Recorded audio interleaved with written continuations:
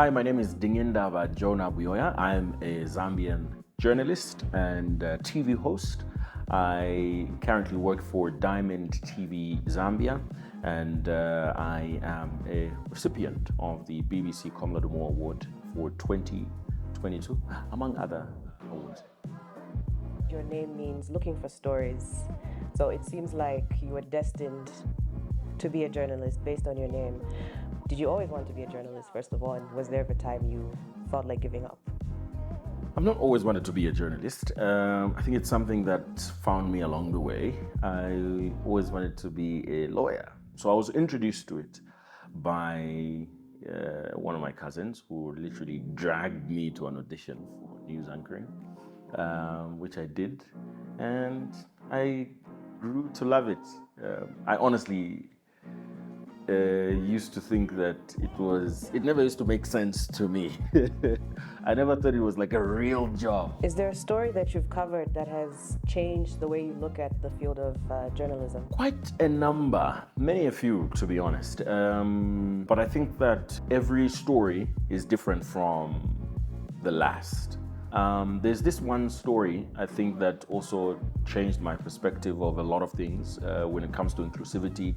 Even outside Zambia, I did a story with someone with a hearing impairment, and what we were trying to demonstrate some of the challenges that she goes through in having access to information. So we went to a public event, uninvited, and obviously, just as expected, we found there was no interpreter. And she was saying this is what she has to go through every single time. And so it sort of put into perspective some of the challenges that persons living with disabilities or generally inclusivity, some of the challenges we experience in the country. You're the youngest recipient of the Komla Dumor Award from BBC. How has that impacted your career? It has impacted my career quite positively. I think that it is something that I take for granted sometimes. Not the award or any of that, but having gotten the award at such an early stage of my career, because I still consider this a pretty early stage of my career. I just, journalism is something that I studied after getting into the media. So I've had longer experience than I've been qualified. But I feel like getting it in the early stages of my life and my career is such a huge, it's a lot of pressure, but I think that it's also a good problem. It's better to have a good than having a bad problem. So it's changed my career's direction. I dream bigger, and I'm more positive. If we've done this, then we can do more, we can do better, and we can grow bigger. What about your application do you think gave you the edge and actually led you to win the award? That's the thing, I don't know. I asked, I was never told what the criteria was. All I've been told is that it was very competitive, and I think that definitely was very competitive, because you were talking about hundreds, thousands of African journalists that applied, but also because I got the chance to see some of the people that made the shortlist of up to the top 10. If I knew that these are the people I was competing against, I probably wouldn't have, applied. A funny story, actually, even.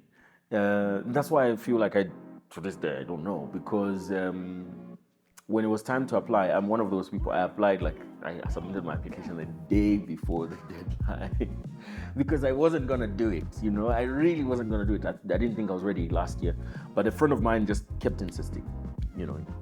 His words were, "What are you waiting for? If you don't make it now, then just apply again next year." Okay, so what's next for you after winning this big award? I think that it has actually ignited more of my journalism passion. Before the Komla Dumor Award, I used to do a lot of presenting, a lot of interviews, live TV hosting, interviews with politicians.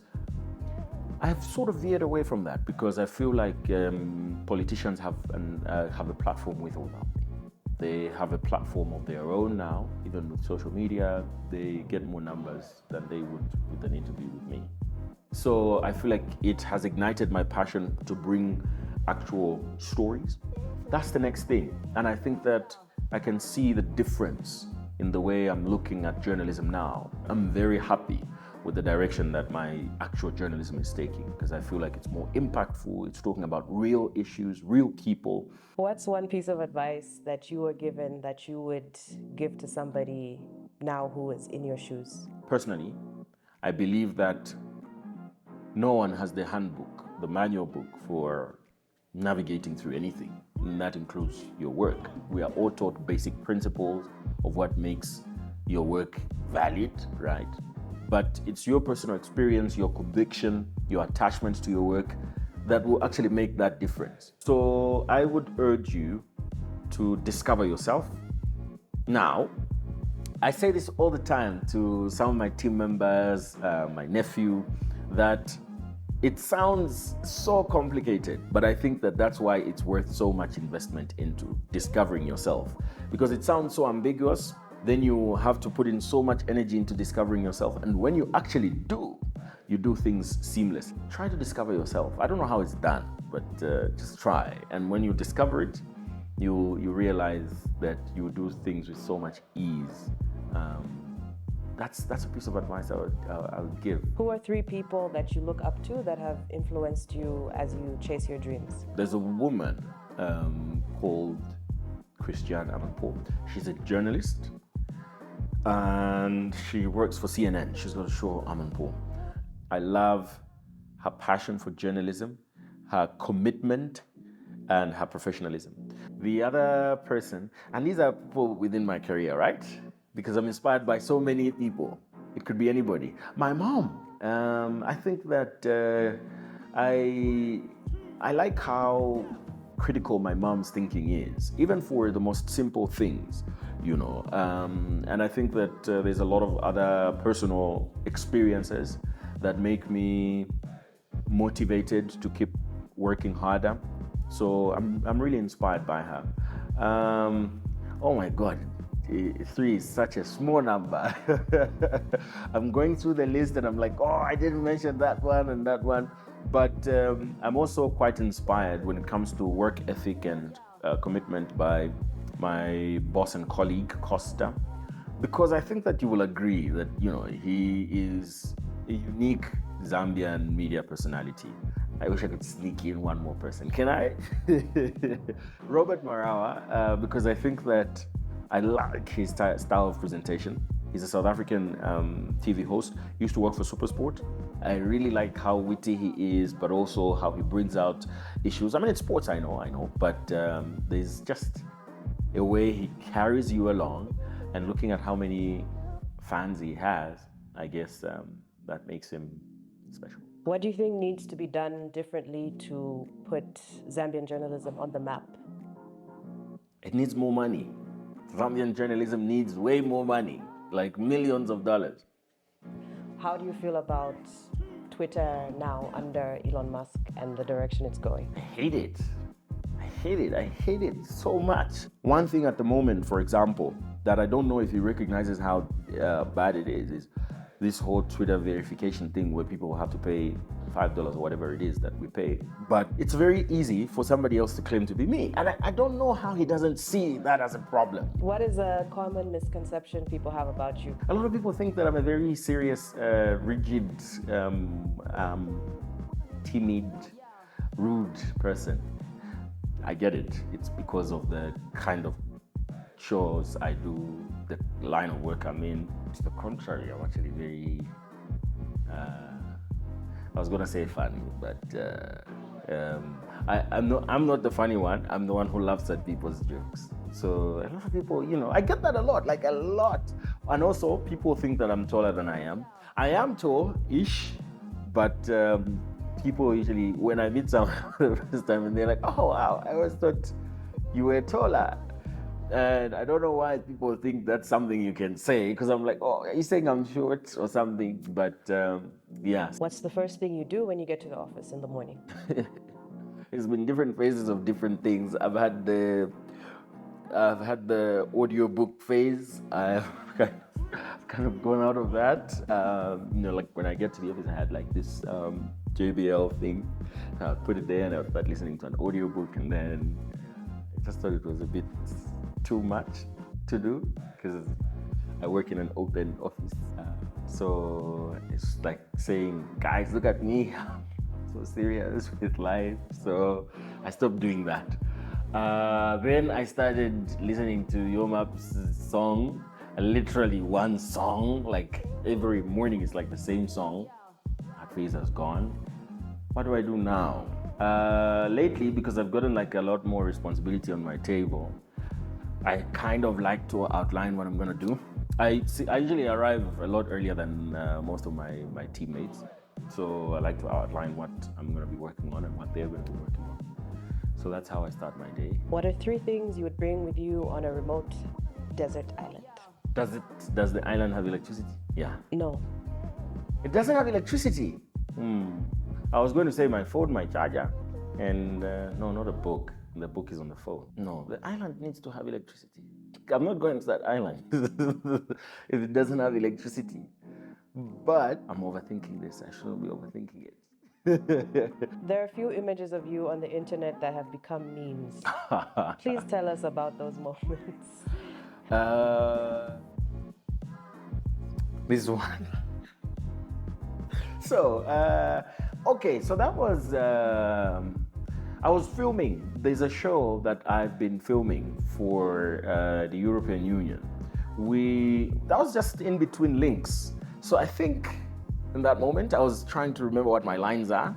So there was a number of pictures that the production assistant took, like a lot of pictures, like there was a lot of pictures that she was just taking, like random pictures. And then I was going through them, like now I get home and I'm going through them and I'm like, what is this picture? Why did I take this picture? And then I showed it to a friend of mine. He was like, send it to me. So I sent it to him and then he tweeted it and then, oh my God, it just, and there's other pictures actually that, that are a lot funnier than that one. So I really don't know what I was thinking about. Well, I was dancing. On that one, I was dancing. I was at an event. And it was a piano song. And yeah, that was, I just couldn't believe it. And to be honest, I blame myself for that specific picture because when it was posted, like how event pages after the event, they post the pictures on the page. And then I went to the picture and I commented on it. Yeah, I think I commented something like, oh my God, not this. And then I think because I commented on it, it sort of influenced the algorithm and people started seeing it. I don't hate it. I think I like that one because, it's such a mood. And I should embrace it more. Speaking of memes, there's a clip of you laughing mid-news coverage. Tell us what was going through your mind. I just thought it was very... Okay, so the story was Stella Nyanzi. She's an activist in Uganda, and she called Yoweri Museveni and his wife a pair of buttocks.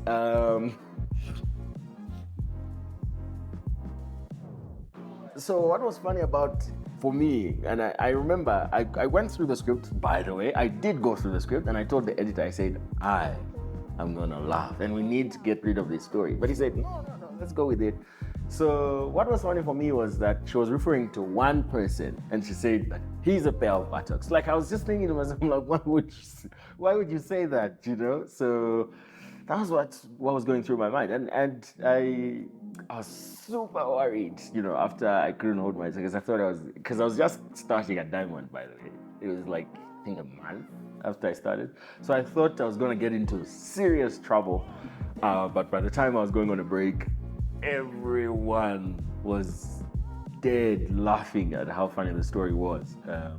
And yeah, I didn't get in trouble, but yeah, I haven't laughed since, I think. Yeah. And after that experience, what are some of the ways that you developed to keep a straight face during broadcasts? To be honest, I'm not very good with that. I'm not very good with keeping straight faces. Here's the thing. I always say this, that presenting on TV or on radio is not acting. So like, if I think it's funny, then it's funny. It probably is funny. Then, so why am I not laughing at it? That's how come, like, sometimes it's not something funny. Sometimes it's something cringe, like you're doing an interview and somebody's saying something absurd and you're like, what are you even saying, I kind of embrace the realistic side of it and just go with the flow. That gets me in trouble sometimes. What songs do you currently have on repeat? Here's the thing. I have like the same playlist I've had it for the past 2 years. My Spotify is just the same songs. Maybe I add one every 2 months. I have by the way, did I mention that I'm a Yo Maps fan? Like a huge Yo Maps fan. So I like his album, but I love his song Kondwa. You said you used to start your day with a Yo Map song. Which one was that? Tiriko. If we were to check your bag or your car right now, what's the most unexpected thing we would find? What are you expecting? What would you expect? What is like one thing you would expect to find? What's the least expected thing? I mean, there's a bottle of whiskey. Yeah, I think that's weird. It shouldn't be in a car, right? I have 2 suits, 2 pairs of shoes. I have a pair of jeans and sweatpants. And I have 2 t-shirts. So the rationale behind it is just in case one day my friends and I decide to be adventurous and say we're going on a road trip, then I'm good to go. Impwa or Vinkuvala? Definitely impwa. Nobody should eat insects. Nobody should eat insects. Like I'm like no prawns. Just don't eat those things. Just don't. Impwa. And I'm saying this because of all the impwa slander that I've been seeing everywhere in Zambia. It needs to come to an end because one of the best foods ever to exist. You are wrong, but thank you.